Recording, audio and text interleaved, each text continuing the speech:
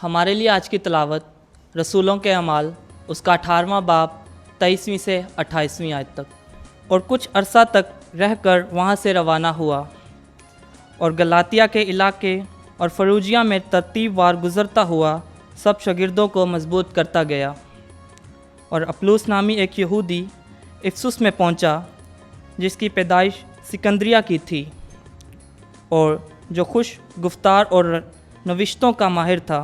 इस शख्स ने खुदावंद की तरतीब पाई थी और रूह में सरगर्म होकर कलाम करता और यस्सु के हक़ में सही सही तालीम देता था, हालांकि सिर्फ यूहन्ना ही के बपतिस्मे से वाकिफ़ था।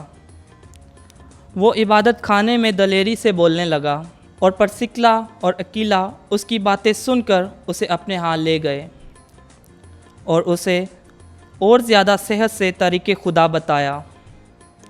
और जब उसने अकाया जाने का इरादा किया तो भाइयों ने उसकी हिम्मत अफजाई करके शागिर्दों को लिखा कि इसे कबूल करें। उसने वहाँ पहुंचकर उन लोगों की बड़ी मदद की जो फजल से ईमान लाए थे, क्योंकि वो नविश्तों से ये साबित करके कि यस्सु ही अलमसीह है, यहूदियों को सब के सामने बड़े ज़ोर शोर से लाजवाब करता रहा। पाकलाम के पढ़े और सुने जाने पर खुदा की बरकत हो। खुदा का शुक्र हो।